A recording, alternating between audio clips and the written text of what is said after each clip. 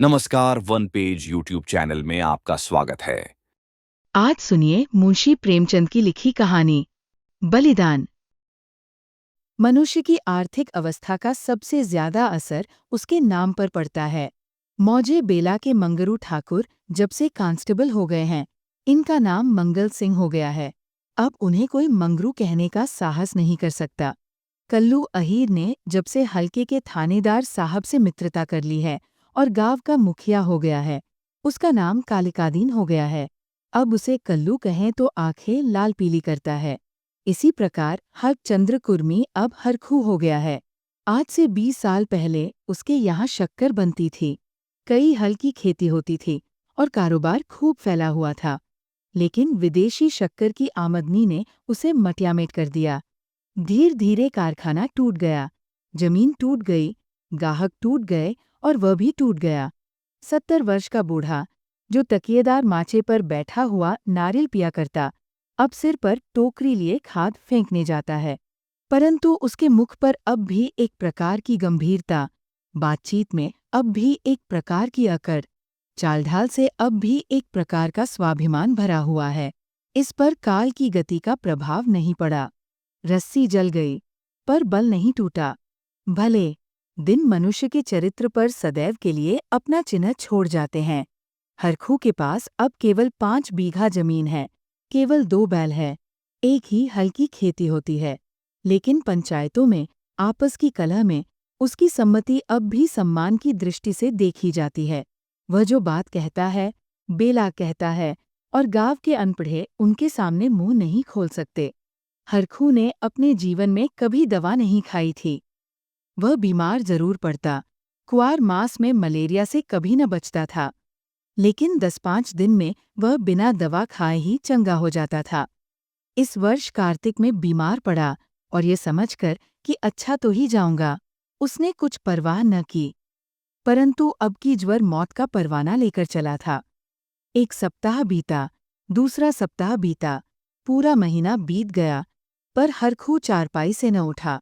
अब उसे दवा की जरूरत मालूम हुई। उसका लड़का गिरधारी कभी नीम की सीखें पिलाता, कभी गुर्ज का सत, कभी गदापूर्णा की जड़, पर इन औषधियों से कोई फायदा न होता था। हरखू को विश्वास हो गया कि अब संसार से चलने के दिन आ गए। एक दिन मंगल सिंह उसे देखने गए। बेचारा टूटी खाट पर पड़ा राम नाम जप रहा था। मंगल सिंह ने कहा, बाबा, बिना दवा खाए अच्छे न होंगे, कुनैन क्यों नहीं खाते? हरखू ने उदासीन भाव से कहा, तो लेते आना। दूसरे दिन कालिकादीन ने आकर कहा, बाबा, 2-4 दिन कोई दवा खा लो। अब तुम्हारी जवानी की देह थोड़े हैं कि बिना दवा दर्पण के अच्छे हो जाओगे। हरखू ने उसी मंद भाव से कहा, तो लेते आना। लेकिन रोगी को देख आना एक बात है, दवा लाकर देना उसे दूसरी बात है। पहली बात शिष्टाचार से होती है, दूसरी सच्ची संवेदना से। न मंगल सिंह ने खबर ली, न कालिकादीन ने, न किसी तीसरे ही ने। हरखू दालान में खाट पर पड़ा रहता। मंगल सिन्हा कभी नजर आ जाते तो कहता, भैया, वह दवा नहीं लाए? मंगल सिंह कतराकर निकल जाते। कालिकादीन दिखाई देते तो उनसे भी यही प्रश्न करता, लेकिन वह भी नजर बचा जाते। या तो उसे सूझता ही नहीं था कि दवा पैसों के बिना नहीं आती, या वह पैसों को भी जान से प्रिय समझता था, अथवा जीवन से निराश हो गया था। उसने कभी दवा के दाम की बात नहीं की। दवा न आई, उसकी दशा दिनोंदिन बिगड़ती गई, यहाँ तक कि 5 महीने कष्ट भोगने के बाद उसने ठीक होली के दिन शरीर त्याग दिया। गिरधारी ने उसका शव बड़ी धूमधाम के साथ निकाला। क्रियाकर्म बड़े हौसले से किया। कई गांव के ब्राह्मणों को निमंत्रित किया। बेला में होली न मनाई गई, न अबीर न गुलाल उड़ी, न डफली बजी, न भंग की नालियां बहीं। कुछ लोग मन में हरखू को कोसते जरूर थे कि इस बुढ़े को आज ही मरना था, 2-4 दिन बाद मरता, लेकिन इतना निर्लज्ज कोई न था कि शोक में आनंद मनाता। वो शरीर नहीं था, जहाँ कोई किसी के काम में शरीक नहीं होता, जहाँ पड़ोसी को रोने पीटने की आवाज़ हमारे कानों तक नहीं पहुँचती। हरखू के खेत गाँव वालों की नज़र पर चढ़े हुए थे। 5 बीघा जमीन कुएं के निकट, खाद पान से लदी हुई मेंढबान से ठीक थी। उनमें 3-3 फसलें पैदा होती थीं। हरखू के मरते ही उन पर चारों ओर से धावे होने लगे। गिरधारी तो क्रियाकर में फंसा हुआ था। उधर गांव के मनचले किसान लाला ओंकारनाथ को चैन न लेने देते थे। नजराने की बड़ी बड़ी रकमें पेश हो रही थी। कोई साल भर का लगान देने पर तैयार था, कोई नजराने की दूनी रकम का दस्तावेज लिखने पर तुला हुआ था। लेकिन ओंकारनाथ सबको टालते रहते थे। उनका विचार था कि गिरधारी के बाप ने खेतों को 20 वर्ष तक जोता है, इसलिए गिरधारी का हक सबसे ज्यादा है। वह अगर दूसरों से कम भी नजराना दे तो खेत उसी को देने चाहिए। अस्तु, जब गिरधारी क्रियाकर्म से निवृत्त हो गया और उससे पूछा खेती के बारे में क्या कहते हो, गिरधारी ने रोकर कहा, सरकार, इन्हीं खेतों ही का तो आसरा है। जोतूंगा नहीं तो क्या करूंगा? ओंकारनाथ, नहीं, जरूर जोतो, खेत तुम्हारे हैं। मैं तुमसे छोड़ने को नहीं कहता। हरखू ने उसे 20 साल तक जोता, उन पर तुम्हारा हक है। लेकिन तुम देखते हो अब जमीन की दर कितनी बढ़ गई है। तुम 8 रुपए बीघे पर जोतते थे, मुझे 10 रुपए मिल रहे हैं, और नजराने के 100 अलग। तुम्हारे साथ रियासत करके लगान वही रखता हूँ, पर नजराने के रुपए तुम्हें देने पड़ेंगे। गिरधारी, सरकार, मेरे घर में तो इस समय रोटियों का भी ठिकाना नहीं है। इतने रुपए कहाँ से लाऊंगा? जो कुछ जमाचथा थी दादा के काम में उठ गई। अनाज खलिहान में है, लेकिन दादा के बीमार हो जाने से उपज भी अच्छी नहीं हुई। रुपए कहाँ से लाऊं? ओंकारानाथ, ये सच है, लेकिन मैं इससे ज्यादा रियायत नहीं कर सकता। गिरधारी, नहीं सरकार, ऐसा न कहिए, नहीं तो हम बिना मारे मर जाएंगे। आप बड़े होकर कहते हैं तो मैं बैलबछिया बेचकर 50 रुपया ला सकता हूँ। इससे बेशी की हिम्मत मेरी नहीं पड़ती। ओंकारनाथ चिढ़कर बोले, तुम समझते होगे कि हम ये रुपए लेकर अपने घर में रख लेते हैं और चैन की बंशी बजाते हैं, लेकिन हमारे ऊपर जो कुछ गुजरती है हम भी जानते हैं। कहीं ये चंदा, कहीं वह चंदा, कहीं ये नज़र, कहीं वह नज़र, कहीं ये इनाम, कहीं वह इनाम। इनके मारे कचूमर निकल जाता है। बड़े दिन में सैकड़ों रुपए डालियों में उड़ जाते हैं। जिसे डाली न दो वही मुंह फुलाता है। जिन चीजों के लिए लड़के तरसकर रह जाते हैं उन्हें बाहर से मंगवाकर डालियां सजाता हूँ। उस पर कभी कानूनगो आ गए, कभी तहसीलदार, कभी डिप्टी साहब का लश्कर आ गया। सब मेरे मेहमान होते हैं।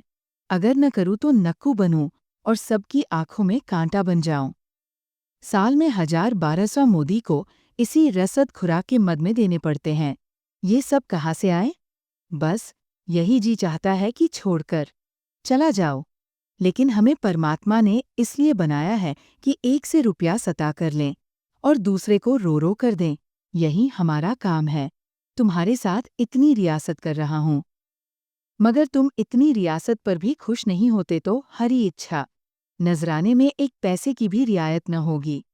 अगर 1 हफ्ते के अंदर रुपए दाखिल करोगे तो खेत जोतने पाओगे, नहीं तो नहीं। मैं कोई दूसरा प्रबंध कर दूंगा। लेकिन सुभागी यूं चुपचाप बैठने वाली स्त्री न थी। वह क्रोध से भरी हुई कालिकादीन के घर गई और उसकी स्त्री को खूब लथेरा, कल का बानी आज का सेठ, खेत जोतने चले हैं। देखें कौन मेरे खेत में हले जाता है, अपना और उसका लोहू एक कर दूं। पड़ोसिन ने उसका पक्ष लिया तो क्या गरीबों को कुचलते फिरेंगे?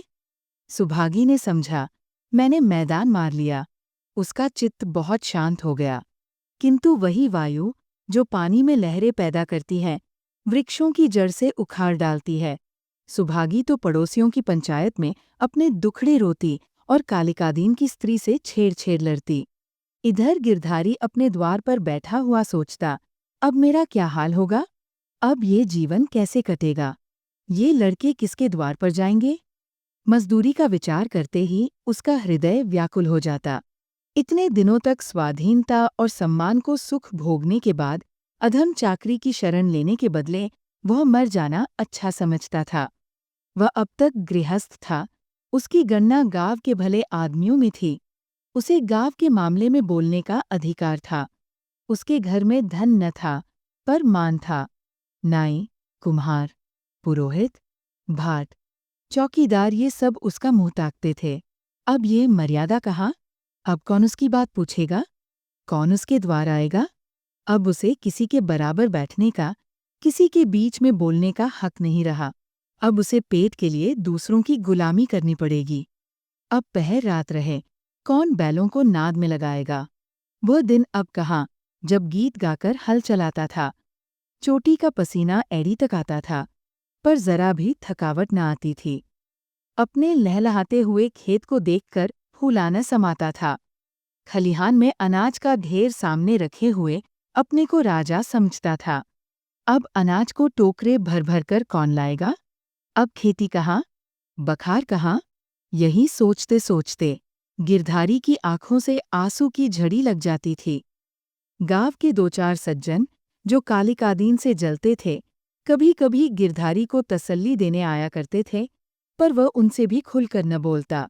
उसे मालूम होता था कि मैं सबकी नज़रों में गिर गया हूँ। अगर कोई समझता था कि तुमने क्रियाकर्म में व्यर्थ इतने रुपए उड़ा दिए, तो उसे बहुत दुख होता। वह अपने उस काम पर जरा भी न पछताता। मेरे भाग्य में जो कुछ लिखा है वो होगा, पर दादा के ऋण से तो उऋण हो गया। उन्होंने अपनी जिंदगी में चार को खिलाकर खाया, क्या मरने के पीछे उन्हें पिंड पानी को तरसाता? इस प्रकार 3 मास बीत गए और आषाढ़ पहुंचा। आकाश में घटाएं आईं, पानी गिरा, किसान हलजुए ठीक करने लगे, बढ़ी हलों की मरम्मत करने लगा। गिरधारी पागल की तरह कभी घर के भीतर जाता, कभी बाहर जाता, अपने हलों को निकाल देखता, इसकी मुठिया टूट गई है, इसकी फाल ढीली हो गई है, जुए में सैला नहीं है। देखते देखते वह एक क्षण अपने को भूल गया। दौड़ा हुई बढ़ी के यहाँ गया और बोला, रज्जू, मेरे हाल भी बिगड़े हुए हैं, चलो बना दो। रज्जू ने उसकी ओर करुण भाव से देखा और अपना काम करने लगा। गिरधारी को होश आ गया, नींद से चौंक पड़ा, ग्लानि से उसका सिर झुक गया, आंखें भर आई। चुपचाप घर चला आया। गांव में चारों ओर हलचल मची हुई थी। कोई सन के बीज खोजता फिरता था, कोई जमींदार के चौपाल से धान के बीज लिए आता था। कहीं सलाह होती, किस खेत में क्या बोना चाहिए। गिरधारी ये बातें सुनता और जलहीन मछली की तरह तड़पता था। एक दिन संध्या समय गिरधारी खड़ा अपने बैलों को खुजला रहा था कि मंगल सिंह आए और इधर उधर की बातें करके बोले, गोई को बांधकर कब तक खिलाओगे? निकाल क्यों नहीं देते? गिरधारी ने मलिन भाव से कहा, हाँ, कोई गाहक आए तो निकाल दूं। मंगल सिंह, एक गाहक तो हम ही हैं, हम ही को दे दो। गिरधारी अभी कुछ उत्तर न देने पाया था कि तुलसी बनिया आया और गरज कर बोला, गिरधारी, तुम्हें रुपए देने हैं कि नहीं, वैसा कहो। 3 महीने से हील हवाला करते चले आते हो। अब कौन खेती करते हो कि तुम्हारी फसल को अगोरे बैठ रहे? गिरधारी ने दीनता से कहा, सा जैसे इतने दिनों माने हो, आज और मान जाओ, कल तुम्हारी एक एक कौड़ी चुका दूंगा। मंगल और तुलसी के इशारों से बातें की और तुलसी भुन भुनाता हुआ चला गया। तब गिरधारी मंगल सिंह से बोला, तुम इन्हें ले लो तो घर के घर ही में रह जाऊं, कभी कभी आँख से देख तो लिया करूंगा। मंगल सिंह, मुझे अभी तो कोई ऐसा काम नहीं, लेकिन घर पर सलाह करूंगा। गिरधारी, मुझे तुलसी के रुपए देने हैं, नहीं तो खिलाने को तो भूसा है। मंगल सिंह, ये बड़ा बदमाश है, कहीं नालिश न कर दे। सरल हृदय गिरधारी धमकी में आ गया। कार्यकुशल मंगल सिंह को सस्ता सौदा करने का अच्छा सुअवसर मिला। 80 रुपए की जोड़ी 60 रुपए में ठीक कर ली। गिरधारी ने अब तक बैलों को न जाने किस आशा से बांधकर खिलाया था। आज आशा का वह कल्पित सूत्र भी टूट गया। मंगल सिंह गिरधारी की खाट पर बैठे रुपए गिन रहे थे और गिरधारी बैलों के पास विषादमय नेत्रों से उनके मुंह की ओर ताक रहा था। आह! ये मेरे खेतों के कमाने वाले, मेरे जीवन के आधार, मेरे अन्नदाता, मेरी मान मर्यादा की रक्षा करने वाले, जिनके लिए पहर रात से उठकर छांटी काटता था, जिनके खलीदाने की चिंता अपने खाने से ज्यादा रहती थी, जिनके लिए सारा दिन भर हरियाली उखाड़ा करता था। ये मेरी आशा की 2 आँखें, मेरे इरादे के 2 तारे, मेरे अच्छे दिनों के 2 चिन्ह, मेरे 2 हाथ अब मुझसे विदा हो रहे हैं। जब मंगल सिंह ने रुपए गिनकर रख दिए और बैलों को ले चले, तब गिरधारी उनके कंधों पर सिर रखकर खूब फूट फूट कर रोया, जैसा कन्या मायके से विदा होते समय माँ बाप के पैरों को नहीं छोड़ती, उसी तरह गिरधारी इन बैलों को न छोड़ता था। सुभागी भी दालान में पड़ी रो रही थी और छोटा लड़का मंगल सिन्हा को एक बांस की छड़ी से मार रहा था। रात को गिरधारी ने कुछ नहीं खाया, चारपाई पर पड़ा रहा। प्रात काल सुभागी चिलम भरकर ले गई तो वह चारपाई पर न था। उसने समझा कहीं गए होंगे, लेकिन जब 2-3 घड़ी दिन चढ़ आया और वो न लौटा तो उसने रोना धोना शुरू किया। गांव के लोग जमा हो गए, चारों ओर खोज होने लगी, पर गिरधारी का पता न चला। गिरधारी उदास और निराश होकर घर आया। 100 रुपए का प्रबंध करना उसके काबू के बाहर था। सोचने लगा, अगर दोनों बैल बेच दूं तो खेत ही लेकर क्या करूंगा? घर बेचूं तो यहाँ लेने वाला ही कौन है? और फिर बाप दादों का नाम डूबता है। 4-5 पेद हैं, लेकिन उन्हें बेचकर 25 रुपए या 30 रुपए से अधिक न मिलेंगे। उधार लूं तो देता कौन है? अभी बनिए के 50 रुपए सिर पर चढ़ हैं, वह एक पैसा भी न देगा। घर में गहने भी तो नहीं हैं, नहीं उन्हीं को बेचता। ले देकर एक हंसली बनवाई थी, वह भी बनिए के घर पड़ी हुई है। साल भर हो गया, छुड़ाने की नौबत न आई। गिरधारी और उसकी स्त्री सुभागी दोनों ही इसी चिंता में पड़े रहते, लेकिन कोई उपाय न सूझता था। गिरधारी को खाना पीना अच्छा न लगता, रात को नींद न आती। खेतों के निकलने का ध्यान आते ही उसके हृदय में हुक्सी उठने लगती। हाय, वह भूमि जिसे हमने वर्षों जोता, जिसे खाद से पाटा, जिसमें मेड़े रखीं, जिसकी मेड़े बनाई, उसका मजा अब दूसरा उठाएगा। वे खेत गिरधारी के जीवन का अंश हो गए थे। उनकी एक एक अंगुल भूमि उसके रक्त में रंगी हुई थी। उनके एक एक परमाणु उसके पसीने से तर हो रहा था। उनके नाम उसकी जिह्वा पर उसी तरह आते थे, जिस तरह अपने तीनों बच्चों के। कोई 24 था, कोई 22 था, कोई नाल बेला, कोई तलैया वाला। इन नामों के स्मरण होते ही खेतों का चित्र उसकी आंखों के सामने खिंच जाता था। वह इन खेतों की चर्चा इस तरह करता, मानो वे सजीव है, मानो उसके भले बुरे के साथी है। उसके जीवन की सारी आशाएं, सारी इच्छाएं, सारे मंसूबे, सारी मिठाइयाँ, सारे हवाई किले इन्हीं खेतों पर अवलंबित थे। इनके बिना वह जीवन की कल्पना ही नहीं कर सकता था। और वे ही सब हाथ से निकले जाते हैं। वह घबराकर घर से निकल जाता और घंटों खेतों की मेड़ों पर बैठा हुआ रोता, मानो उनसे विदा हो रहा है। इस तरह एक सप्ताह बीत गया और गिरधारी रुपए का कोई बंदोबस्त न कर सका। 8वें दिन उसे मालूम हुआ कि कालिकादीन ने 100 रुपए नजराने देकर 10 रुपए बीघे पर खेत ले लिए। गिरधारी ने एक ठंडी सांस ली। एक क्षण के बाद वह अपने दादा का नाम लेकर बिल्ख बिल्ख कर रोने लगा। उस दिन घर में चूल्हा नहीं जला। ऐसा मालूम होता था, मानो हरखू आज ही मरा है। संध्या हो गई थी, अंधेरा छा रहा था। सुभागी ने दिया जलाकर गिरधारी ने सिरहाने रख दिया था और बैठी द्वार की ओर तार रही थी कि सहसा उसे पैरों की आहट मालूम हुई। सुभागी का हृदय धड़क उठा। वह दौड़कर बाहर आई, इधर-उधर ताकने लगी। उसने देखा कि गिरधारी बैलों की नांद के पास सिर झुकाए खड़ा है। सुभागी बोल उठी, घर आओ। वहाँ खड़े क्या कर रहे हो? आज सारे दिन कहाँ रहे? ये कहते हुए वो गिरधारी की ओर चली। गिरधारी ने कुछ उत्तर न दिया। वह पीछे हटने लगा और थोड़ी दूर जाकर गायब हो गया। सुभागी चिल्लाई और मूर्छित होकर गिर पड़ी। दूसरे दिन कालिकादीन हल लेकर अपने नए खेत पर पहुंचे। अभी कुछ अंधेरा था। वह बैलों को हल में लगा रहे थे कि यकायक उन्होंने देखा कि गिरधारी खेत की मेड़ पर खड़ा है। वही मिर्जई, वही पगड़ी, वही सोंटा। कालिकादीन ने कहा, अरे गिरधारी, मर्दे आदमी, तुम यहाँ खड़े हो। और बेचारी सुभागी हैरान हो रही है, कहाँ से आ रहे हो? ये कहते हुए बैलों को छोड़कर गिरधारी की ओर चले। गिरधारी पीछे हटने लगा और पीछे वाले कुएं में कूद पड़ा। कालिकादीन ने चीख मारी और हलबैल वही छोड़कर भागा। सारे गांव में शोर मच गया। लोग नाना प्रकार की कल्पनाएं करने लगे। कालिकादीन को गिरधारी वाले खेतों में जाने की हिम्मत न पड़ी।